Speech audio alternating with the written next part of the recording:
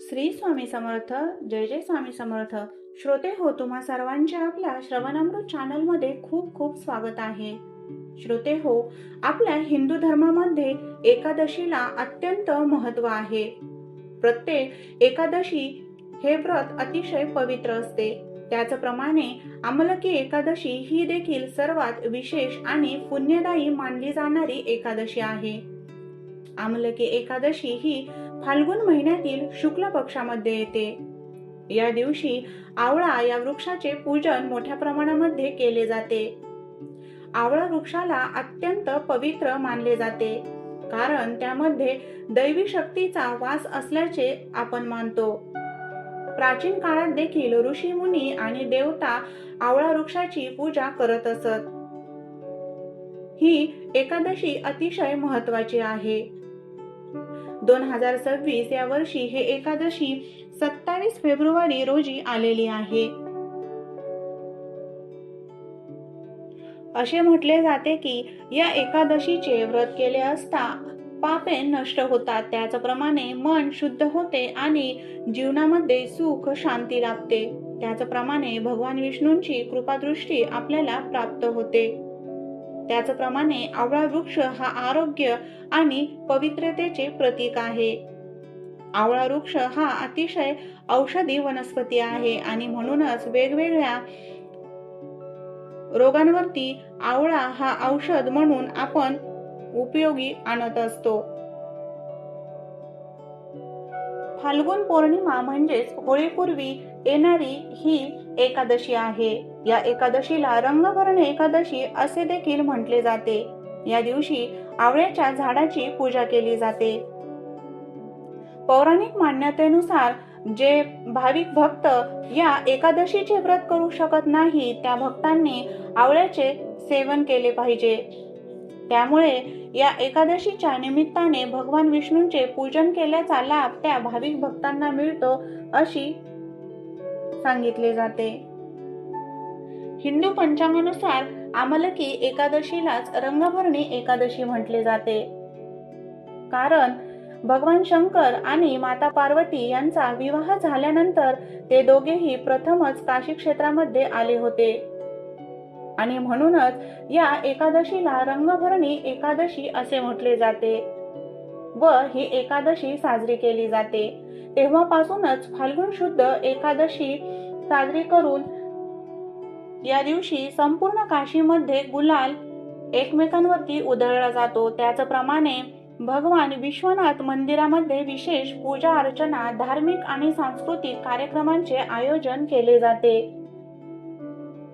व भगवान शंकर आणि माता पार्वती यांचा प्रथमच काशी क्षेत्रामध्ये आल्याचा दिवस हा रंगभरणी एकादशी उत्सव म्हणून साजरा केला जातो. त्याचप्रमाणे पौराणिक कथेनुसार भगवान विष्णूंनी आवळ्याच्या झाडाची निर्मिती केल्याचे सांगितले जाते.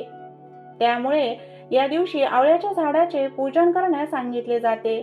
त्याचप्रमाणे आवळ्यापासून बनवलेल्या वस्तूंचे सेवन करण्यास सांगितले जाते. आमलकी एकादशीच्या दिवशी आवळ्याच्या झाडाजवळील किंवा आवळ्याच्या झाडाखालील परिसर हा स्वच्छ करून घ्यावा. त्याचप्रमाणे तेथे कलशाची स्थापना करावी व भगवान विष्णूंचे नामस्मरण व पूजन करावे. त्याचप्रमाणे कलशाला धूप, दीप आणि नैवेद्य दाखवावा व आवळ्याच्या वेगवेगळ्या पदार्थांचे सेवन करावे, कारण आवळा हा वृक्ष भगवान विष्णूंना अतिशय प्रिय आहे. शरद ऋतू संपून वसंत ऋतूचा आरंभ हा होळीपासून होतो. ऋतुचक्र आणि निसर्ग चक्र या काळात बदलत असते आणि म्हणूनच शांत वातावरणामध्ये दाहकता ही वाढत जाते. या वातावरणीय बदलाची आपल्या शरीराला सवय व्हावी यासाठी आपल्याकडील व्रत परंपरा आणि पूजनाचे महत्त्व आहे. आवळा हा विष्णूला अत्यंत प्रिय आहे. आवळ्याच्या झाडाच्या पूजनाने आपल्याला गोदानाचे पुण्य प्राप्त होते अशी मान्यता आहे. तसेच आवळा या वृक्षाचे औषधी गुणधर्म देखील आपल्याला उपयोगी आहेत.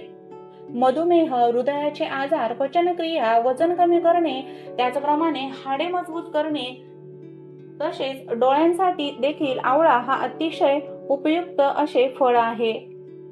अशा प्रकारे आमलकी एकादशीच्या दिवशी आवळा पूजनाचे अतिशय महत्त्व आहे. त्याचप्रमाणे आमलकी एकादशीची पवित्र कथा देखील आहे. प्राचीन काळामध्ये वैदिश नावाचे हे अतिशय सुंदर आणि समृद्ध असे राज्य होते. त्या राज्याचा राजा हा चित्ररथ होता. चित्ररथ राजा हा अत्यंत धार्मिक आणि प्रजेवरती प्रेम करणारा होता. राजा चित्ररथ हा भगवान विष्णूंचा खूप मोठा भक्त होता. तो नेहमी सत्य, धर्म आणि न्यायावर मार्गावर चालत असे. त्याच्या राज्यातील सर्व लोक देखील अतिशय धार्मिक होते. ते सर्वजण एकादशीचे व्रत करत असत आणि भगवान विष्णूंची पूजा करत असत. एकदा फाल्गुन महिन्यात आमलकी एकादशी आली. सर्व लोकांनी अतिशय मनापासून देवाची प्रार्थना केली. त्या रात्री सर्वजण जागरण करत होते आणि भगवान विष्णूंचे नामस्मरण करत होते. त्या राज्यामध्ये एक शिकारी देखील राहत होता. तो खूप पापी होता आणि तो संपूर्ण आयुष्यात त्याने कधीही देवाची पूजा केलेली नव्हती. तो प्राण्यांची शिकार करून आपला स्वतःचा व आपल्या कुटुंबाचा उदरनिर्वाह करत असे. एकदा तो जंगलात गेला व त्याला कोणतीही शिकार त्या दिवशी मिळाली नाही. तो तेथेच थकून भागून झोपला व भुकेने अतिशय व्याकुळ झाला होता. त्यानंतर तो चालता चालता एका ठिकाणी पोहोचला व तिथे त्याने पाहिले की राजा आणि संपूर्ण प्रजाजन हे भगवान विष्णूंची पूजा करत होते.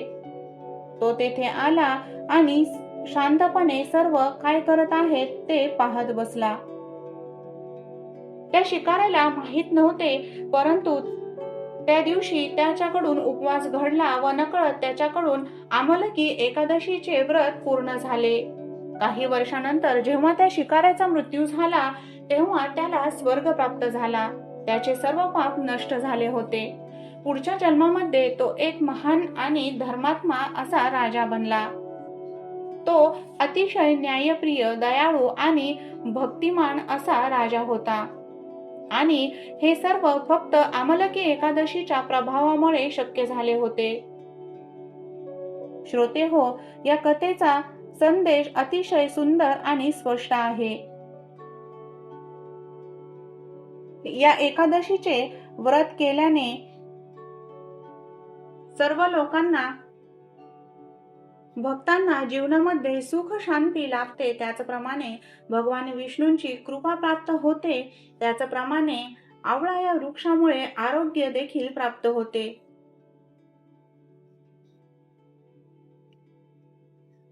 श्रोतेहो, आमलकी एकादशी हे फक्त व्रत नाही, तर ती आत्मशुद्धी आणि आध्यात्मिक प्रगतीचा मार्ग आहे.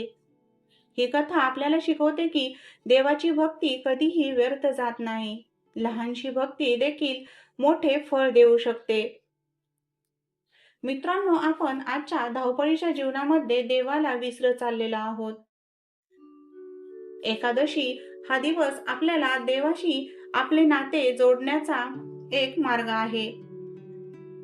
श्रद्धेने, भक्तिभावाने आपण देवाचे नामस्मरण केले, देवाजवळ शांत बसून ध्यानधारणा केली तर आपल्या जीवनामध्ये नक्कीच सकारात्मक बदल घडून येतात.